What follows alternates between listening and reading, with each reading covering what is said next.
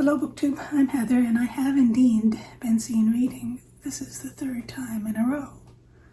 It's a foggy, damp day here.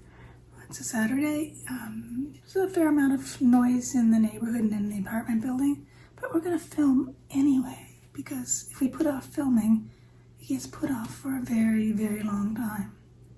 It's been a mixed reading week for me here, and I thought I'd start first with something I don't usually do very often, which is talk about a book I think is not particularly good. I tend to avoid this because why? Why would I bother sometimes? But the subject matter of this one interests me, and that's why I picked it up. I'm talking about Heather Marshall's Liberty Street. This is rising steadily up the Canadian bestseller lists for all the reasons that books rise and fall on bestseller lists. And it's a historical novel that's set in a reimagined Mercer Reformatory for Women. I think that was the name of it. Yes, Mercer Reformatory for Women, which was a prison essentially for women and girls that was open in Toronto for about 60 years. And it was the kind of place where you could be sentenced as part of the Female Refuges Act, an act that was in place from about 1913 to about 1964, 69. And it was an act that led to the imprisonment of women for things like petty crime, vagrancy, sex work, or for being incorrigible. It was possible under that act for someone, a parent, to take their teenage daughter in front of a judge and have her sentenced to up to a year, in some cases or more, to a reformatory for being incorrigible, essentially for being disobedient or difficult. And Marshall sets her version of this story in the 1960s, at the time when the conditions in the Mercer Reformatory were being exposed by the Toronto Star. Now, as a historical novelist, Mercer has the ability to mix things up, to change names of places, change the nature of the expose. So she moves it from the Toronto Star, which is a still running newspaper in Toronto, to Chatelaine, which was and still is a Canadian women's magazine. There are all kinds of reasons why she did that. And Marshall, works with 2 or maybe 3 timelines in the novel. A timeline of women being imprisoned in the reformatory and a timeline when there's a body being discovered. And there's a third timeline mixed in as well. So this thing starts out as a historical detective novel, but it's not actually a very well done novel, despite its popularity. The multiple timelines aren't particularly well managed. There's an amazing amount of anachronisms in the novel, in the language of the novel, in the characterization of the people in the novel. And on a sentence levels, there are many howling bad sentences. On the opening couple of pages, there are 2 or 3 just really bad sentences, which ought to have put me off from the novel. And I think that might be a rule I will need to follow in the future, that if there are several bad sentences in the opening 10 pages, set it aside because there are better novels out there. So if you're interested in the topic, reform schools or reformatory prisons, legal treatment of women before the 1960s or 70s, you'd be far better off reading a memoir by Velma Demerson. Velma Demerson was actually imprisoned in Mercer. She was sent there when she was 17 or 18 because her father, who she was estranged from, and her mother was estranged from, traveled all the way from New Brunswick to Toronto to have his daughter incarcerated. And she was incarcerated for not quite a year. And her father was outraged because she was living with her fiance, a Chinese man, a man she later married and a child with. And she had a horrific time in the Mercer Reformatory in the late 30s, early 40s. And she wrote a memoir of it when she was in her 60s. And it's an incredibly well-written memoir. I read it when it came out. When did it come out? I think in around 2000. I'll put the date down below. And I think she may have had some help spiffing it up, but it's a very compelling account. And she was a very driven woman. And she actually, through a lot of work on her part and some legal help, got the Ontario government to bend and apologize to her and provide her with financial compensation for what was essentially inappropriate incarceration. Most of the other women incarcerated in Mercer received no compensation. They were just incarcerated and eventually got out. If you want to read something beyond a personal account, beyond Demerson's account, there are a couple books by Joan Sangster, who's a prominent Canadian historian who looks at the history of women's lives in Canada in particular, which both came out in 2001 and 2002, that are also quite good. I'll leave them listed below. So that one's a dud despite its popularity. It's poorly written historical fiction about a fascinating subject. Read Demerson or Sangster instead. So let's turn from a dud of Canadian fiction to a classic of Canadian fiction. I finally reread Gabrielle Roy's The Tin Flute. Now, I originally read this when I was an undergraduate, so a long, long time ago, and I read it in French. And, it went over my head. Lots of it went over my head. First of all, I was struggling to read the French. And second of all, I did not understand some of the historical context of the novel. So Roy is a writer from St. Boniface, outside Winnipeg, so she's a Manitoba francophone who moved to England and France and then moved back to Quebec City. And she wrote Tin Flute in French in 1943 and was published in French in 1945, then published in English in 1947. It was a prize-winning novel in English. It won the Governor General's Award in Canada and the Prix Féminin in France. And it's the story of the Lacasse family who live in Saint-Henri in Montreal. It's a working class, or was a working class neighborhood set in an industrial part of the city, kind of trapped between train lines and a canal. And it's the story of the difficulties of life of this family, and it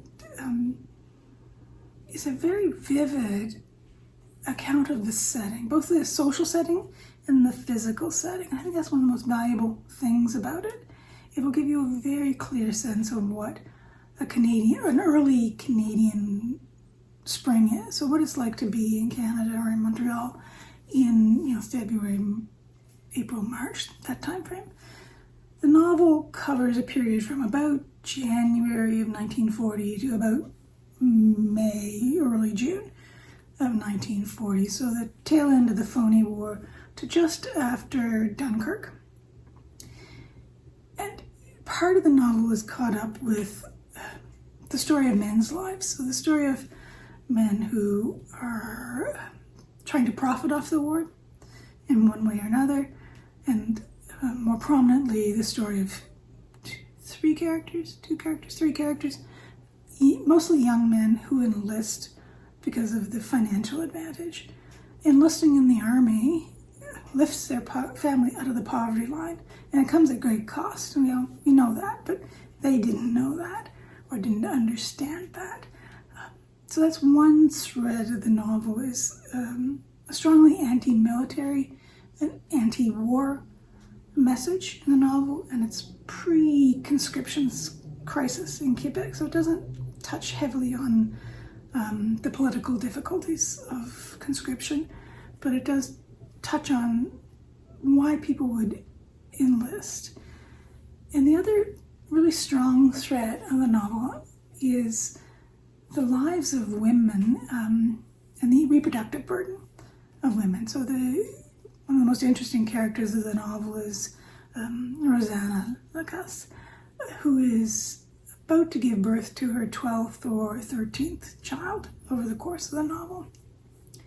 And she's quite an interesting character and a marvelously created character, but her life is just ground down run down and ground down by so many children, and as are the lives of the women around her.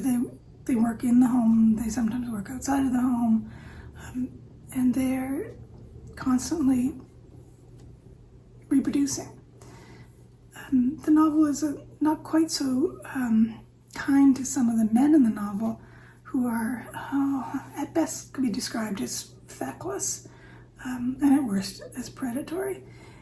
But it's a fascinating portrait of a very particular time in Quebec's history, a time when, sorry, I'm staring out the window, a time when, a lot of people's lives were controlled by the church, and contraceptives were just not available to the men and women of this period in this time. And Roy is quite fine, I think, and quite subtle in her way about the costs of sexual relationships to women, and less so about the cost of sexual relationships to men. It's a Canadian classic, and it's a classic here for a reason. I would highly recommend it. You might find some differences between the translations. I read the 1989 translation by, what's his name? Alan Brown. And it's a little bit clumsy, and the giveaway is whether the translator refers to the 5 and dime or the 5 and 10. You might prefer the 1947 US translation by Hannah Josephson. But as a novel, it's well worth reading. It's not a 21st century novel, so it's got omniscient narrator and some things that read a little bit clumsily, but it's great. Happy I finally reread it, even though I had to reread it in English because I've lost all my French. What else? Staring at my list of books, because if I don't look at the list, it's gone. Oh yes, Kidnapped. I tried to read Kidnapped when I was 12 or 13, maybe even 11. I was a pretty feral reader. I read whatever I could get my hands on in the library. I think this is a particularly normal thing for people who read a lot, is to have been quite feral as children, as readers. And I couldn't make head nor tail of it, so I didn't get very far into it. And it's a little bit puzzling, or was before I actually sat down and read it this week, because I was reading and rereading quite happily 18th century novels, 17th century novels. I was a huge fan of Robinson Crusoe, so I reread and reread Defoe over and over again as an under 12-year-old person. So I didn't understand before I sat down and reread Kidnapped, why I struggled and why I put it down. Because, I was all for adventure novels and pirates and all of that. Happily read all of that. And I figured out that it was the Scots dialect in the novel. I had no tools for figuring out how to read dialect in novels. Since then, I've read a lot of novels, and a lot of novels with Scots in it. I've read more Walter Scott. It's probably good for a person. I went through a phase where I thought Northrop Frye was great, that Walter Scott makes really good airplane reading. Wilkie Collins is slightly better as airplane reading, but I read lots and lots of Scott in my early 30s. I haven't read very much recently. But I think that gave me a toolkit for how to handle dialect in novels. Now, sometimes novels will come with a glossary, and that's super helpful, and nowadays you can often put dialect into a search engine and come up with a word, transliteration of some sort, translation of some sort. But my favorite method of dealing with dialect is just carry on. If you don't understand the word, just carry on. It'll become clear as you go on, or it won't become clear as you go on, but the story will be clear. But when I was 11 or 12, I couldn't make that leap. Kidnapped's a pretty well-known novel, I think. It's the story of David Balfour, shortly after he's orphaned at 17, 18, who goes to see his uncle, who he's never met, and his uncle manages to have him essentially kidnapped, put on a ship, where there are, machinations, let's say. There's an intention to ship David to the Carolinas to work as an indentured servant, and there's a shipwreck and he becomes entangled with Alan Brick. And the setting of this is after Culloden, so it's after the aftermath of the Jacobite risings, when there was lots of complications in Scottish Royal Society over who fought for whom, who was going to be arrested by soldiers, and all of that. None of that made sense to me as an 11-year-old, but once you've made your way through Waverley, you can work through Treasure Island Kidnapped pretty easily. The thing that impressed me this time, reading the novel, is not so much the dialect. That's not a problem. But how much of it is groups of men in various kinds of conflict, and how they resolve those conflicts or don't resolve those conflicts, and how individual personal honor is negotiated. That I found interesting in Kidnapped. And the running, there's so much running. Essentially, David and Alan run through the Highlands because they're running away from soldiers because of plot events. It ends up pretty happily, and I'm also happy that I finally read it after struggling with it so mightily as an 11 or 12-year-old. I think probably I prefer Treasure Island to Kidnapped. And I'm not particularly motivated to read the follow-up to Kidnapped, Katrina, I think it's called. But glad to have that one crossed off my what the heck was hard about this book list.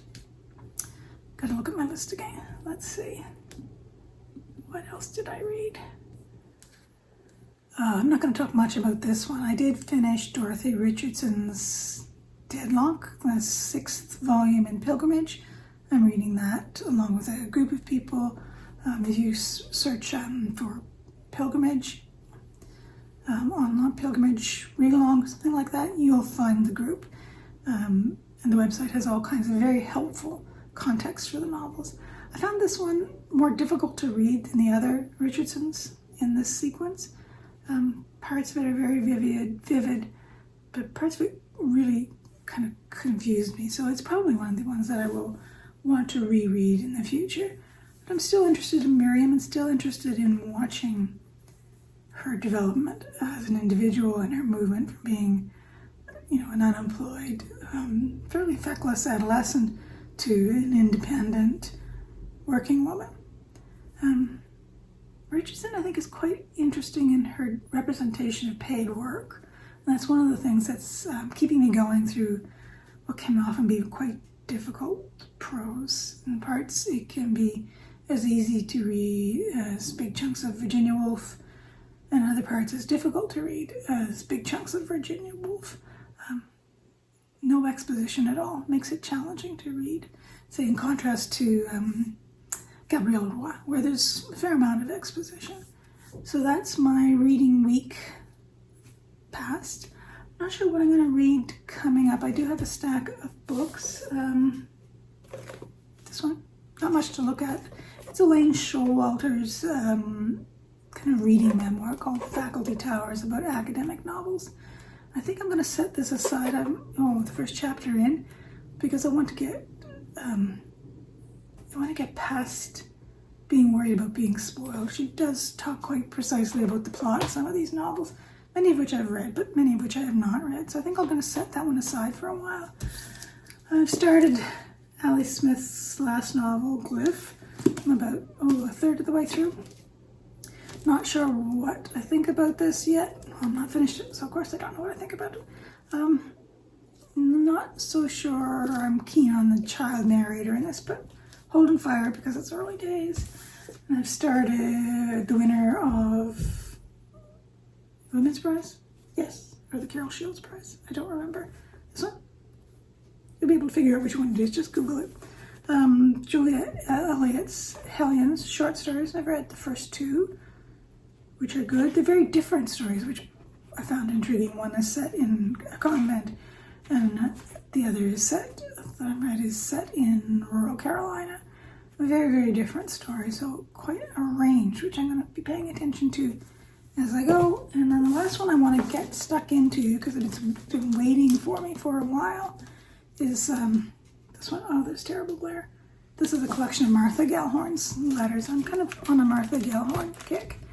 I think she's a really good writer and underread.